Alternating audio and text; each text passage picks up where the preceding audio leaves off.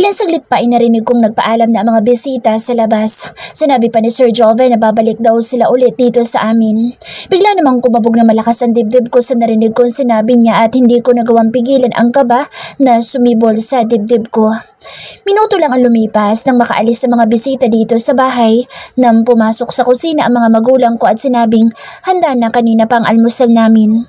Sabay pa silang umupo kaharap namin ng mga kapatid ko pero nagulantang ako sa sumunod na tanong sa akin ng aking ina. As usual, duty ulit kami ngayon ni Private Perez. Kami dalawa ang naatasan na Romonda at panggabing bantay. It's past midnight at mukhang sa tingin ko'y malapit ng mag-alauna ng madaling araw. Tahimik ang paligid at tanging huni ng ibon ang naririnig ko. Sinulyapan ko ang kabady ko pero parang wala ito sa sarili na nakaupo at naninigarilyo habang hawak ang asawang M16 na baril. Yeah, you heard it right.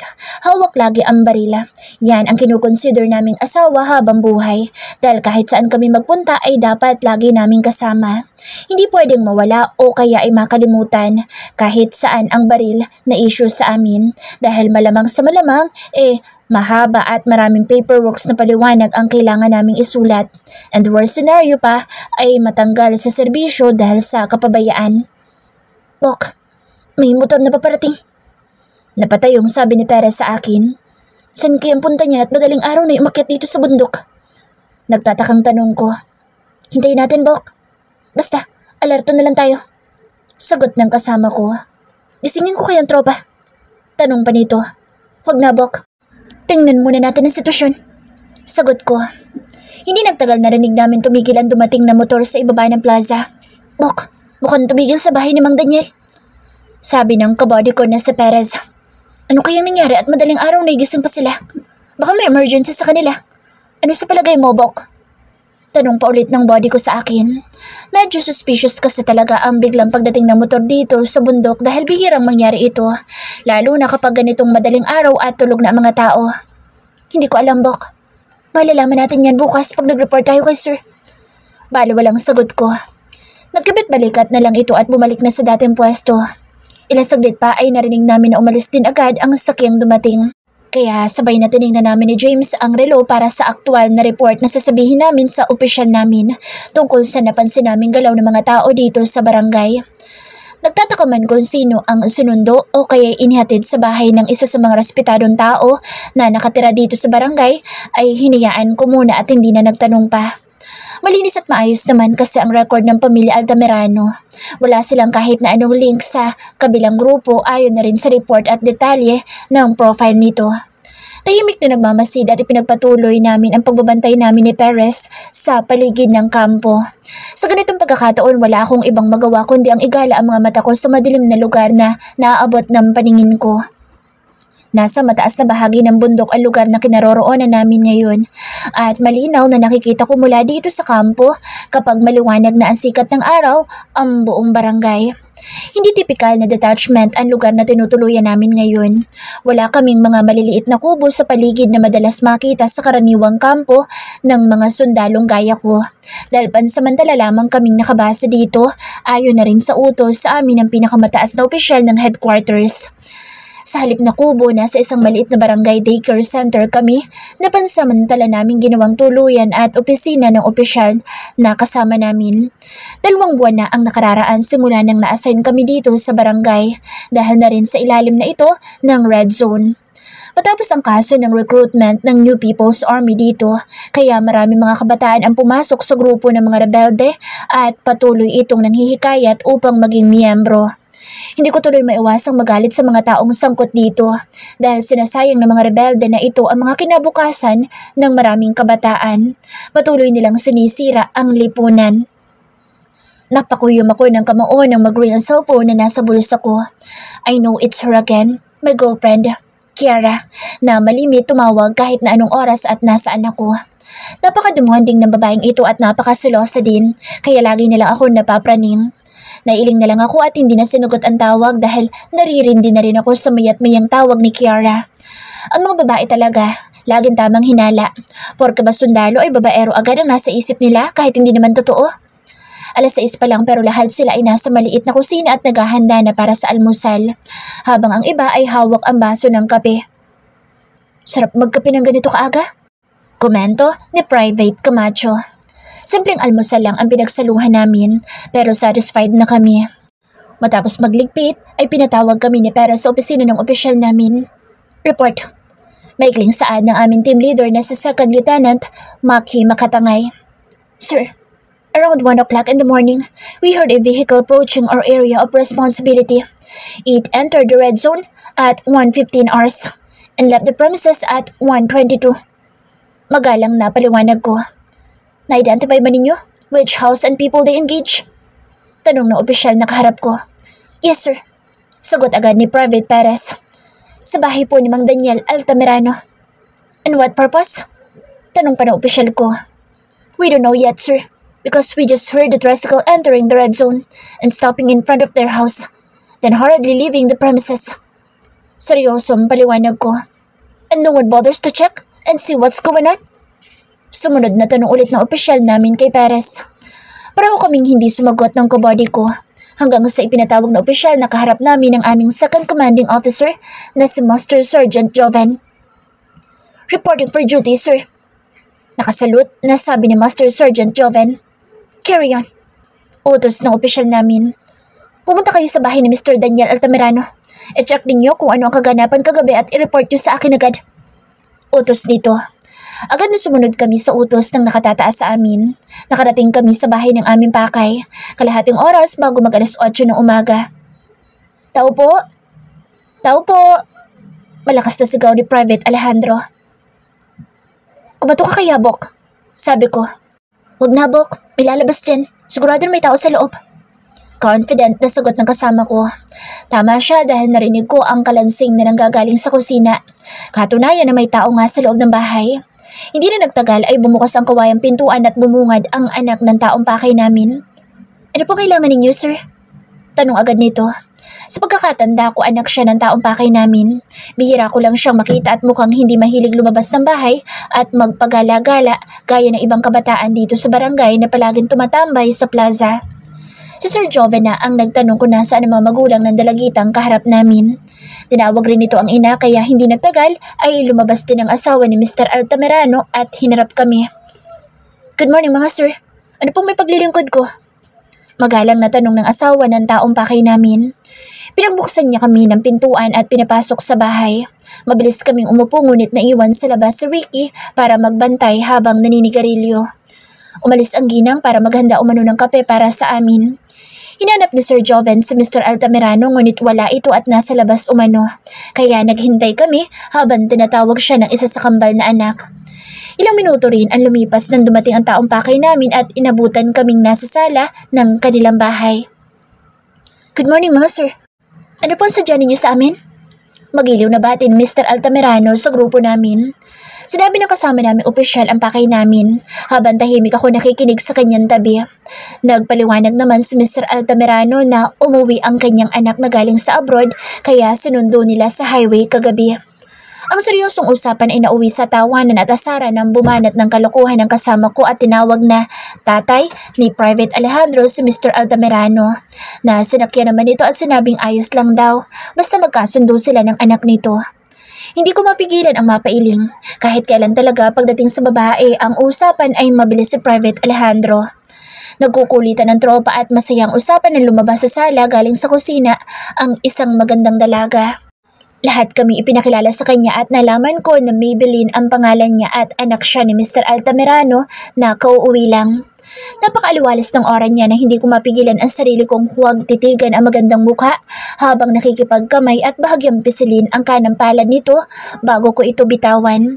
Nahihiyang hinatak ni Mabel ang kamay mula sa pagkakahawak ko nang marinig nito ang tikhim mula sa paligid namin. Bagya ako'y nagtataka sa naging reaksyon ko.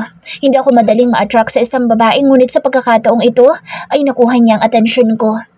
Habang nakaupo si Maybelline, katabi ng inay napasulyap ako at napapatitig sa direksyon niya. Simpleng babae lang ito at walang kahit na anong burloloy sa katawan, maliban sa rilong nasa kaliwang braso. Maputi at mamula-mula ang kutis. Singkit ang mga mata at may katangusan ang maliit na ilong. Hindi siya nakakasawang pagmasdan kaya napangiti ako ng lihim sa sarili. Paano tay? Aalis na po kami.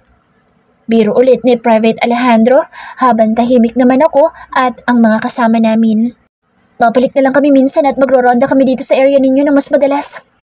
Wika ni Sir Joven. Sige po mga sir, welcome po kayo dito at pwede po kayong pumunta anytime. Sagot ni Mr. Altamirano. Pauwi na kami nang biglang kinilabit ako at may ibinulong sa akin ang body ko na si Private Perez. Bok, maganda yung bagong chicks dito sa barangay. Siguradong ma-enjoy natin ang pagstay natin dito. Pilyong sabi nito sabay kindat sa akin. Bakit? Type mo ba, Bok? Nakangising tanong ko. Oo, Bok. Maghahanap muna ako ng tiyempo para malapitan ko. Mukhang may hirapan ako at hindi man lang tumingin sa akin. Napakatipid pong magsalita.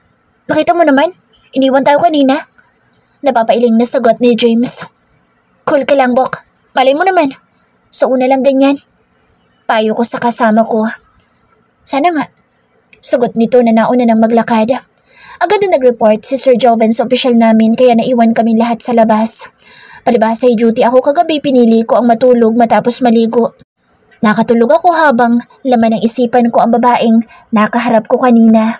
Sa tingin ko ay may pwede na akong ipalit kay Kiara.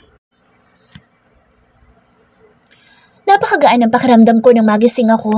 Ito yung feeling na home sweet home na matagal kong na-miss noong nasa abroad pa ako. Nag-inat muna ako ng katawan at mga braso bago lumabas ng silid para maligo. Dadalawin ko mamaya ang kababata kong si Angel. Sa dulo ng kalsada ang katapat ng bahay namin nakatira ang mga kaibigan ko. Malapit sa paanan ng bundok. Nakatayo ang bahay niya, kasama ang pamilya at nasa sulok ng barangay. Mas gusto niya roon kasi malapit sa ilog at hindi siya hirap mag-igib ng tubig, lalo na at kasalukuyang buntis sa pangalawang anak. Napangiti ako sa naisip ko, so surpresahin ko ang kaibigan ko mamaya. Wala siyang kahit na anong ideya na nakauwi na ako dito sa Pilipinas. Siguradong magugulat siya kapag nakita ako lalo na't dala ko ang hinihingi niyang pasalubong na tsokolate. Dahil nasa dulo ng baryo namin ang bahay ni Angel, hindi pwedeng hindi ako dadaan sa tapat ng plaza na siyang sentro ng barangay. Ito ang unang araw na lumabas ako simula nang dumating kahapon, kaya inaasahan kong may magtatanong kung kailan ako dumating dahil ganito naman dito sa probinsya. Uy Mavel, nakabalik ka na pala. Kailan ka pa nakauwi? Pati agad ng kapitbahay namin na si Aling Janet na nakasalubong ko. Kahapon lang po. Nakangising sagot ko habang lumapit sa kanya at nagmano. Naku, dalagang-dalaga ka na. Wala ka pa bang asawa? Interesado na tanong nito. Hindi na ako nagtataka na panay ang tanong ng babaeng kaharap ko dahil may pagkatsismosa talaga ito. Alam ni Aling Janet ang kwento sa buong barangay, pati sa kalapit na lugar. Kung minamalas nga naman, sa dami ng taong pwede kong makatagpo ngayong araw, siya pa talaga ang nauna. What a lucky day. Ika nga. Umiling na lang ako at tipid na ngumiti sa kaharap ko pero mukhang hindi pa siya nasisiyahan sa mga sagot ko at nagsimulang magtanong na naman ng kung ano-ano.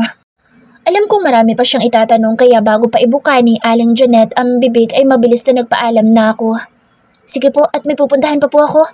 Maiwan ko po muna kayo, Aling Janet. Magalang na paalam ko. Ganun ba?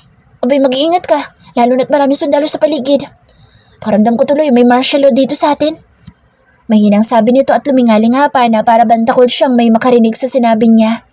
Dahil sa narinig ko, biglang kubabog na malakas ang dibdib ko. Siguro'y dala na rin ng takot dahil hanggang ngayon malinaw pa sa alaala ko ang tagpong iniwan ko sa bansang pinanggalingan ko.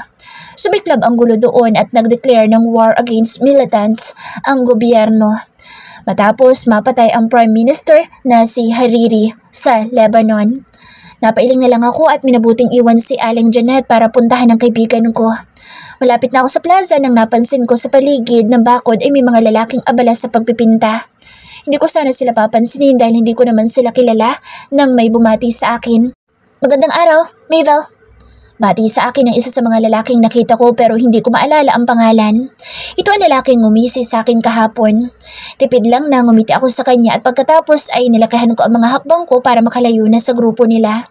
Sabihin ng snob ako pero hindi ko kasi feel na kausapin siya. Maangas ang dating at mukhang hindi mapagkakatiwalaan ang itsura. Bok, hindi ka pinansin. Narinig ko sabi ng kasamahan na lalaking bumati sa akin kaya minabuti ko magmadali kasi hindi ako komportableng kausap sila.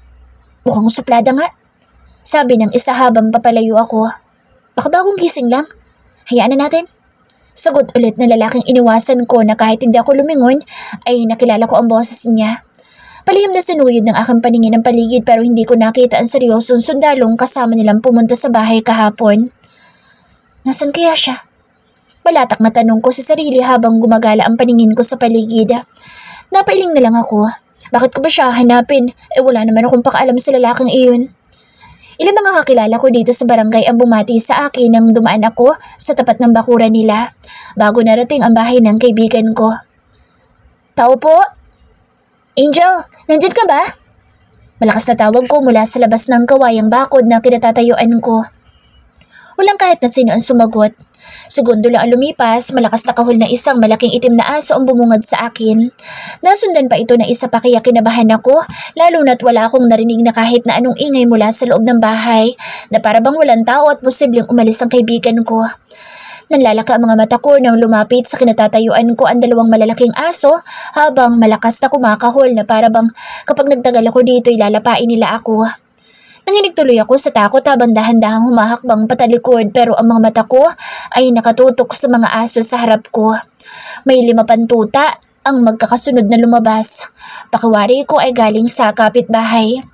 May phobia na ako sa mga aso dahil malimit akong makagat ng mga ito noong bata pa ako. Kaya nagpasya akong umalis at dahan-dahang humakbang patalikod palayo sa bahay ng kaibigan ko. Sa tingin ko kasi ay wala naman si Angel sa loob ng bahay. Baka naglalabada o naglalabas sa ilog dahil malimit ay ganito kami dito sa probinsya. Nagpatuloy ako sa maliliit na hakbang nang makita ko sumusunod at sumusugod sa akin ng mga aso. Dahil sa takot, tumakbo ako ng mabilis at naiwan pa ang pares ng tsinelas ko. Ngunit wala na akong pakialam.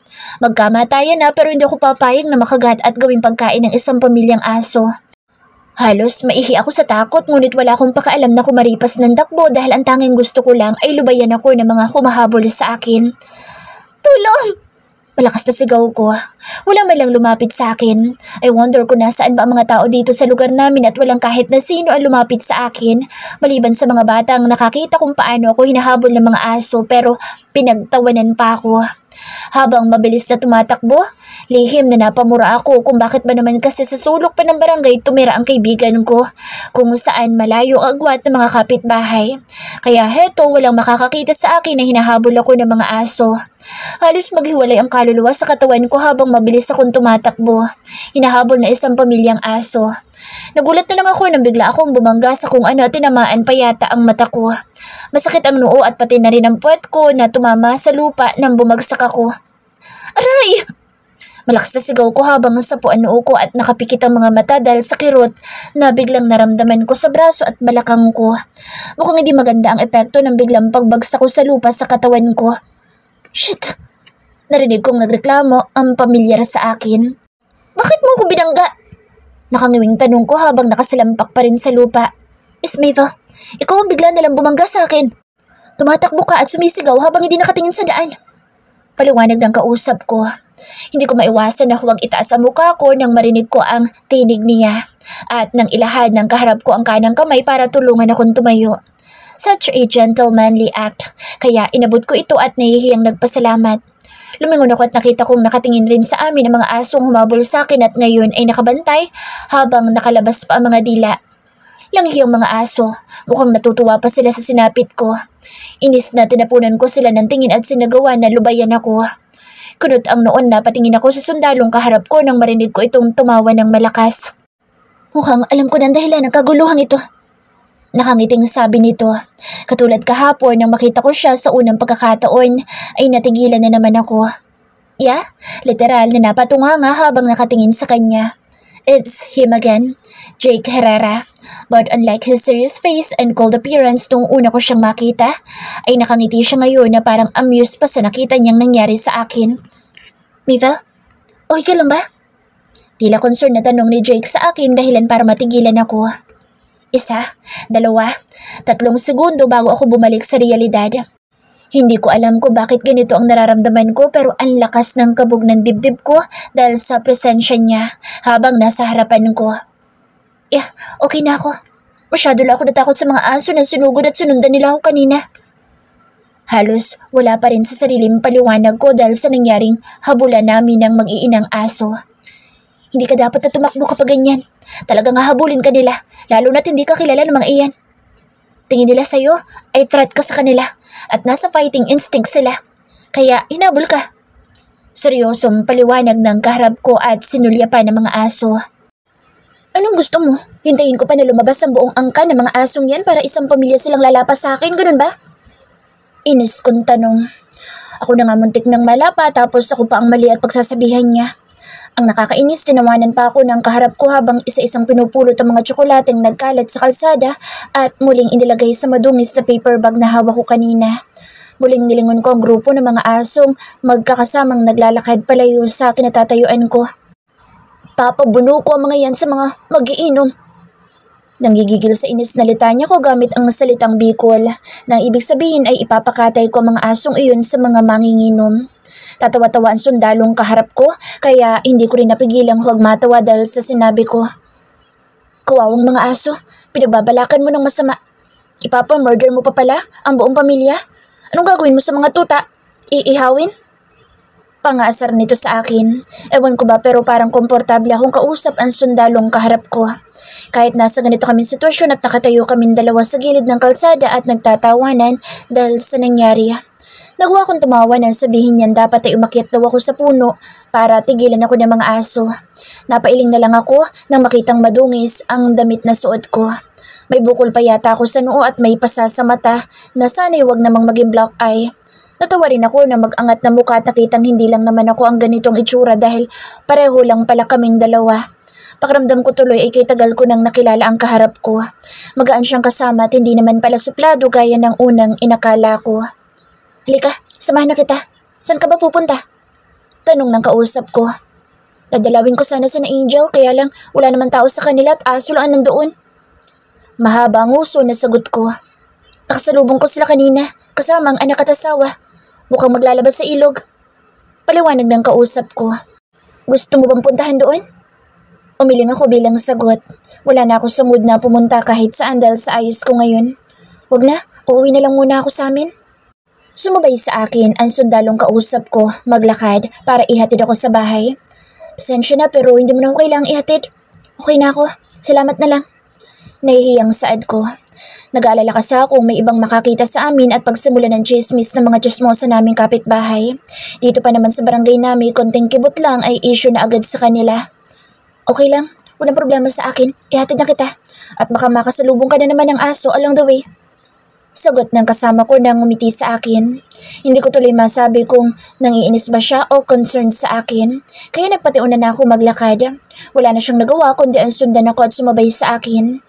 Malakas pa rin ang kabog ng dibdib ko habang naglalakad.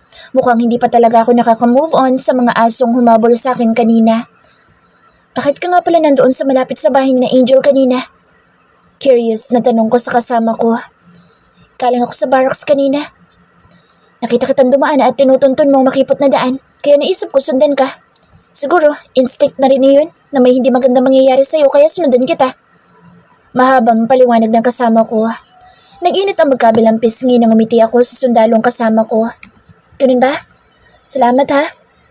Nakaramdam kasi ako ng hiya dahil wala sa isip ko na posibleng sinundan niya ako. Walang anuman. Kailangan mo lagyan ng yelo ang noo at mata mo. Bago pa mangitim at maging kagaya ng panda. Nakangiting sabi pa nito. Pinandilatan ko ng mga mata ang lalaking kasama ko. Kala mo naman ay concerned. Yun pala ay bully naman. Bok, ano nangyari dyan sa kasama mo? Tanong na isang sundalo na nakatayo sa harap ng bakod. Hinabol ng mga aso kaya nadapa. Sagot ni Jake na mukhang hindi man lang nag-isip at sinabi sa kasamahan ang buong pangyayari. Naiinis na inirapan ko ang lalaking kasama ko. Hindi ko nagustuhan ang ginawa niya na kailangan pa talaga ikwento ang lahat na nangyari with full details pa. Ang akala ko pa naman kung ano nang ginawa ninyo, Bok, at malikabok ang likuran mo. Tila nangaasar na sabi ng kausap ng supladong sundalong kasama ko. Kago! Singhal ni Jake at pagkatapos ay pabirong sinuntok sa balikat ang kabaro. Hi Mavel, nandito ka pala. Batay sa akin ng isang lalaki nakita kong pumunta sa bahay noong isang araw. Ano nangyari sa'yo? Bakit ang dungis mo? Tanong din ito, kaya lihim na napabugan na lang ako ng hangin. Anong ginawa mo, Bok? Saan ka sumuot at ganyan ang ayos mo? Sunod-sunod na tanong ng mga sundalong lumapit sa amin.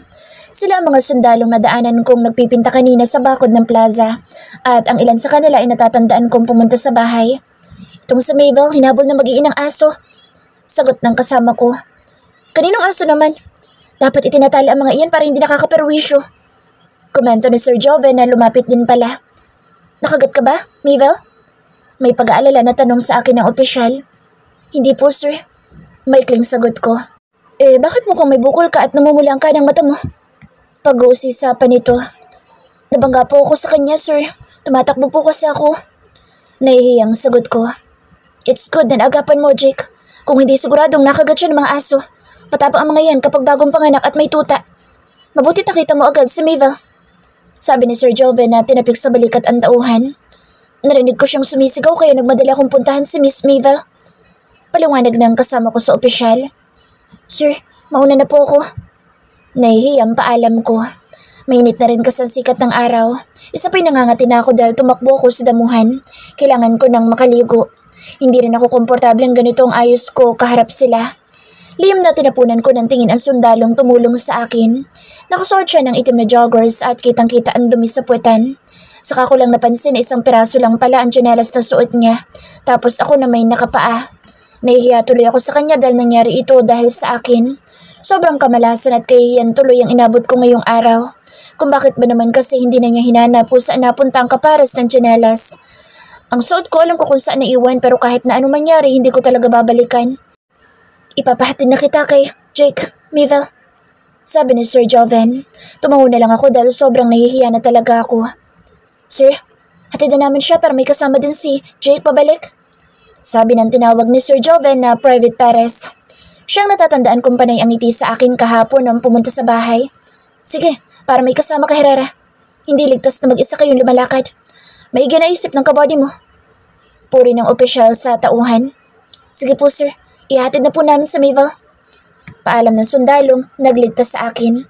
Bye Mabel, ingat ka sa susunod ha. Narinig ko sabi sa akin ng isang lalaki mula sa grupo ni Sir Joven at isa rin sa mga pumunta sa bahay bago tuluyang naglakad palayo sa kanila. Makalipas ang 3 araw kahit paano'y maayos ng pakiramdam ko. Hindi na masakit ang katawan ko at halos wala na ang marka ng mga galos sa braso ko. Nawala na rin ang bukol sa noo ko pero kulay ubi pa rin ang gilid ng kanang mata ko. Napalakas pala kasi ang pagkakabangga ko sa lalaking tumulong sa akin nang hinabol ako na mag-iinang aso. Kaya ang resulta'y nagkaroon tuloy ako ng black eye. Sobrang nakakahiya tuloy lumabas lalo na't madalas ko makita ang mga sundalong dumadaan sa harap ng bahay namin. Minsan ay 4 silang magkakasama. 6 ang pinakamarami sa umaga at 8 naman sa gabi. Ang sabi ni Mama, normal na lang daw sa kanila ang magronda dito sa baryo.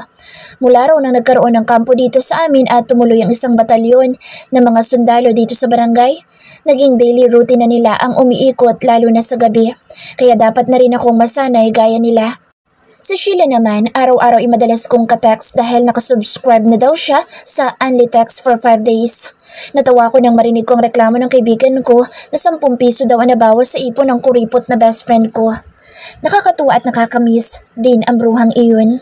Napakarami niyang kung ano-anong balita tungkol sa nangyayari sa kanila. May kwentong pambata pa. Ang sabi niya ay nagkasuntukan daw kasi ang mga bata sa kanila dahil nag-away sa pila sa poso. Kanina habang ka-text ko siya, sinabi ni Sheila na nakulam daw ang kapitbahay niya, kaya ngayon namamaga ang katawan.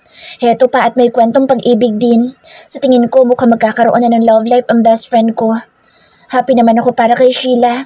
Sana lang makatagpo na siya na lalaking mamahalin siya at talagang deserve niya ito. Wala ngayon si Mama, nasa bayan kasama ang kambal na sina Bea at Brian. Si Papa naman nasa kapitbahay. As usual, maaga pa lang ay nasa labas na siya. Ganoon talagang aking ama, para bang isang politiko na kailangang bisitahin ang nasasakupan araw-araw.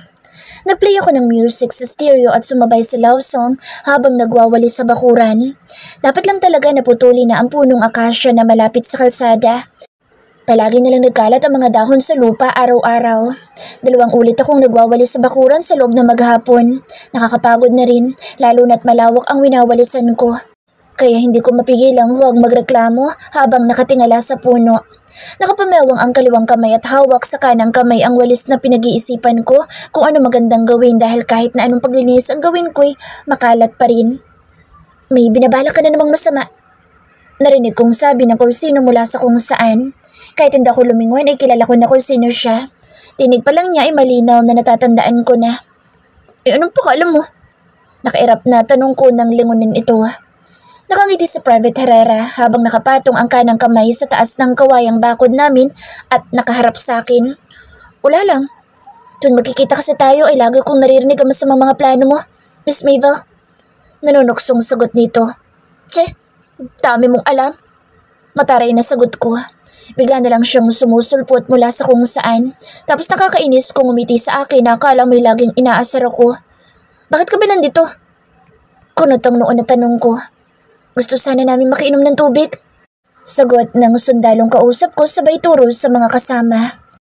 Ilang hakbang na lang naman makakarating na kayo sa kampo ninyo. Bakit tumigil pa kayo dito? Masungit na tanong ko. Ang damot mo naman, miss. Hindi ba pwedeng kaawaan mo kami kasi nauuhaw kami sa pagroronda? Nakangiti pang tanong ni Private Herrera na feeling close sa akin. Bok, huwag mo nang pilitin. Baka wala pala silang tubig. Sabat na isang kasama nito. Baka naman pwedeng kahit na kape, miss. Sabat ng kasama na lalaking kausap ko. Kilala ko na kung sino nagsalita. Si Private Camacho. Siya ang sundalong singkit ang mga mata at maputi sa grupo. Madali ko siyang natandaan kasi siya lang naman na mukhang Koreano. Hayaan na natin si Mabel mga bok. Mukhang busy siya ngayon. Tara na sa barracks. Baka nakakaabalan na tayo sa kanya. Saad ni Private Perez. Kilala ko na rin ang isang ito. Siya nagatid sa akin noong isang araw kasama ni Private Herrera. Nahiya naman ako sa kanila kaya pinatuloy ko na sila dahil baka isipin na wala akong modo. Naku mga sir, okay lang po. Tuloy po kayo. Yaya ko sa mga ito. Saglit lang. Ipagtitimpla ko lang po kayo. Which one po ang prefer niyo? Orange juice or coffee? Nahihiyang tanong ko sa mga kaharap ko. Kape. Sagot ni Private Herrera na nangunguna. Juice. Magkakasabay na sagot ni Private Alejandro at isa pang sundalo. Kape na rin sa akin. Sabi ni Private Perez na nakangiti sa akin. Sa akin juice, kung meron miss. Kape sa akin. Sabay na sagot ng dalawa pa na hindi ko kilala. Sila yung mga lalaki na kasamahan nilang nagpipintura sa plaza.